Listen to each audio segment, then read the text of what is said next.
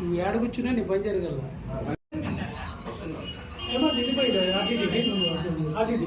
అదేంటి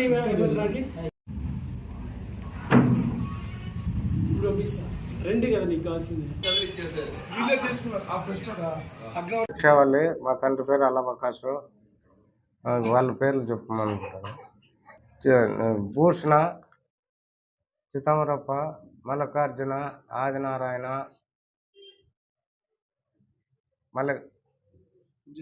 ఉజ్జునప్ప, వెంకటేశు, 6 మంది. వాళ్ళ ముగ్గురు ఆక్రమించుకొని నేను కొర్రాను కంది అది తీసుకొని దాంట్లో పొలంలో బతుకుతా అంటే కాలు పోయిన దానికి వాళ్ళు ఎవరికన్నా చెప్పుకోకపో చెట్లు పడిండే ఎంఆర్ఓను సర్వేర్ వచ్చింటే కూడా వాళ్ళు కొలుచుకోకుండా చెట్లన్నీ పడింటే చెట్లన్నీ బీకిచ్చే వరకు నేను కొలుచునేను బోరు పాయింట్ కూడా పెట్టనని చెప్పినాడా. మళ్ళా అంతలోకి మళ్ళీ వచ్చి వాళ్ళు ఇంటికాడికి వచ్చి ఎవరికన్నా చెప్పుకోపోలే నా యాత్రగాని బిక్కోలేవని సైకిల్ మోటరే నా అంగడి కానిచ్చి చెప్తారు. ఎవరు నీ ఇష్టం వచ్చిన తోలుకొచ్చుకోపో, అవసరమైతే నేను చంపి కూడా పెద్ద కళ్ళే 3 గడి తెగిపోతే కూడా నేను ఎవడేం చేయలేడు. నాది 3 ఎకరాల 2 సెంట్లు నా పొలము. వాళ్ళు దౌర్జన్యంగా ఎవరికైనా చెప్పుకొని ఫసినట్టు కొడుకు వాళ్ళ కళ్ళు అయ్యి 3.5 లక్షలు కట్టిస్తాను, తీసుకుంటే తీసుకో లేకుంటే లేదు అని చెప్తున్నారు సార్. అట్లయితే తీసుకో, లేకుంటే విడిచిపెట్టు, ఇంకేమైనా చేసుకోపో, ఎవరికైనా చెప్పుకోకుంటా. నేను కలెక్టర్ తాగిపోయినా, జిల్లా కలెక్టర్ తాగిపోయినా నాకు న్యాయం చేస్తారని గుద్దుతో దూక్కుంటే ఎంఆర్ఓ చుట్టూ తిరిగినా. ఈటికి పోతే ఆటికి చెప్తారు, ఆటికి పోతే ఈటికి ఉంటుంది. ఆమె 8వ తారీఖు చేస్తా, 10వ తారీఖు చేస్తా, ఇంకా అయిపోయి ఈ పొద్దు 9 కాదు రేపే 10 అని చెప్తాడు ఆమె. ఇట్లే చేసుకుంటే ఇట్లే ఉంది. మళ్ళీ మొన్న వచ్చింటే నువ్వు రావాక ఇంటికాడే ఉండు, అర్జీ ఇచ్చిపో ఆడికి. అది లోకేష్ యా ఊరు లోకేష్ మంగళగిరికి కూడా పోయినానా. పోలీసు వాళ్ళు ఏమన్నా ఊరు పట్టించుకోలే. నేను కోర్టుకు వేసినాను, కోర్టు నుంచి మీ ఆట ఆడతామని వాళ్ళకి చెప్పి పంపించిన పోయేస్తాయి వాళ్ళు. వీళ్ళు ఏమంటారు నువ్వు పోలీసు ఏం చేయలే, ఎంఆర్ఓ ఏం చేయలేదు, నువ్వు ఏడ చెప్తావు, కలెక్టర్తో కూడా తెస్తాండవు, నువ్వు ఏడ తెత్తి ఏమవుతుంది అంటారు. అందుకు నారా లోకేష్ కొడుకుతాకి విజయవాడకి పోయి విజయవాడ నుంచి మంగళగిరికి వచ్చి గుద్దుతానే అట్లే బస్సులో. మళ్ళీ మంగళగిరిలో అతనితో కలిసి ఎంఆర్ఓ మేడంకి ఫోన్ చేపించి ఇతనికి ఫస్ట్ న్యాయం చేయమని చెప్పినాడు. కలెక్టర్కి నువ్వు ఎంఆర్ఓ మేడం తా పోవకు, కలెక్టర్ తా పోమన్నాడు.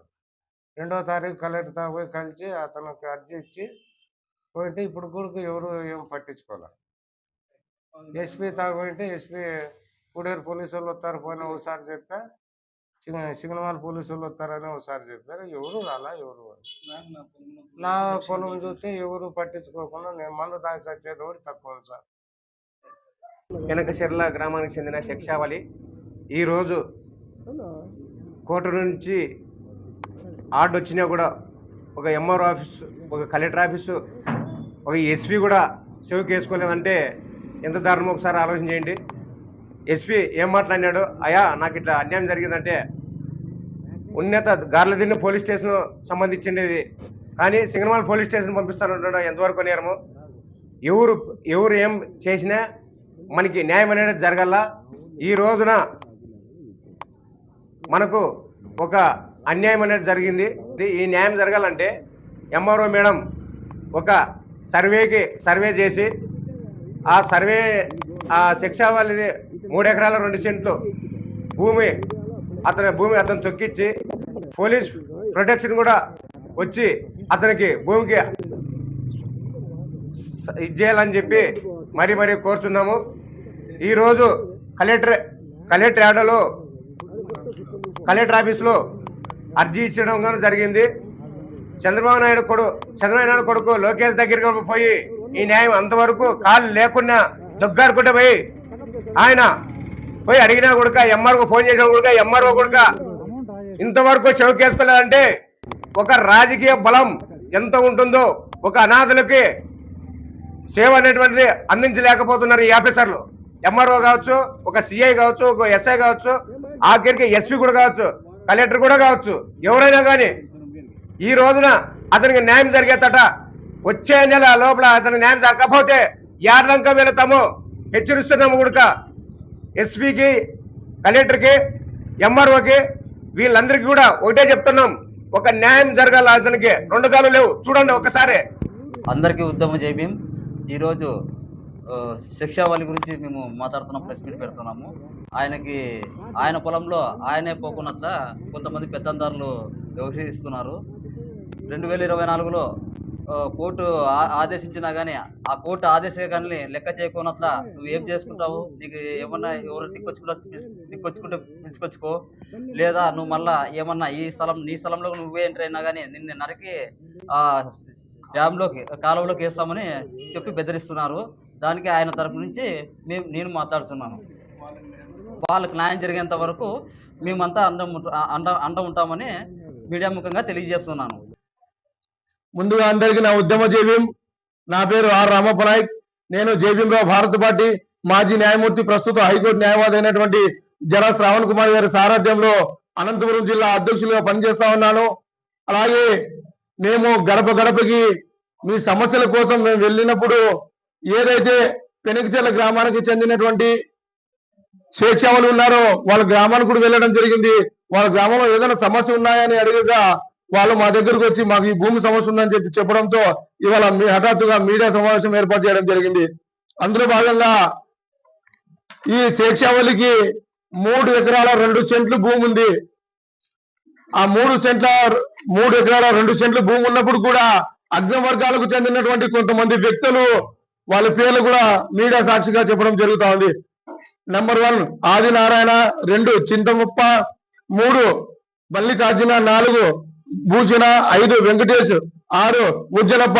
ఈ 6 మంది అగ్ర వర్గాలకు చెందినటువంటి వ్యక్తులు ఒక మానసిక వికలాంగులైనటువంటి వ్యక్తిని మానసిక శోభను గురి చేయడమే కాకుండా అతని పైన దాడి కూడా చేయడం జరిగింది.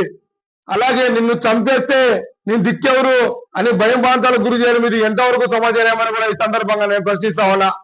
అలాగే వీళ్ళు గౌరవ హైకోర్టు కూడా వెళ్ళడం జరిగింది. కోర్టు నుంచి స్టే వచ్చినప్పుడు కూడా, ఈ కోర్టు నుంచి స్టే ఆర్డర్ వచ్చినప్పుడు కూడా కనీసం స్థానిక ఉన్నటువంటి పోలీసు వ్యవస్థ కూడా ఈ విషయం మీద ఎటువంటి చర్యలు తీసుకోకపోవడం నిజంగా ఇది చాలా సిగ్గుచేటుగా భావిస్తా ఉన్నాం. అలాగే మన స్థానిక ఎంఆర్ఓ మేడం గారు కూడా ఉన్నారు. ఎంఆర్ఓ మేడం చుట్టూ, ఎంఆర్ఓ కార్యాలయం చుట్టూ కూడా ఎన్నో పార్లు వాళ్ళ భార్య భర్తలు వికలాంగులైనప్పుడు కూడా మోకాలు అరిగేలా తిరిగినప్పుడు కూడా కూడు నీళ్లు లేని సందర్భంలో కూడా అక్కడ వెళ్ళి వాళ్ళ సమస్య చెప్పుకుందాం, మా గోడు చెప్పుకుందామని వెళ్ళిపోయినా కూడా కనీసం అక్కడ స్థానికంగా ఎంఆర్ఓ మేడం కూడా లేకున్న సందర్భాల్లో మనం చూసాం. అలాగే మనకు కూడా మేము వెళ్ళాం ఎంఆర్ఓ ఆఫీస్ లో. కనీసం ఉదయం 9 గంటల నుంచి 12:30 గంటల వరకు కనీసం ఎంఆర్ఓ మేడం ఎంఆర్ఓ ఆఫీస్కి రాలేదు. అంటే చాలా నిర్లక్ష్యం వహిస్తా ఉంది. అలాగే ఎవరైతే అగ్ని వర్గాలకు చెందిన వ్యక్తులు ఉన్నారో వాళ్ళకి ఎంఆర్ఓ మేడం ఒత్తాసు పలుకుతూ కేవలం తూతూ మంత్రంగా గ్రీవెన్స్ లో ఇచ్చినటువంటి అర్జీని కూడా తొమ్మిలో తొక్కే ప్రయత్నం ఇవాళ స్థానిక గార్లదిన ఎంఆర్ఓ గారు చేస్తున్నారండి. ఇది నిజంగా చాలా బాధాకరమైన విషయం.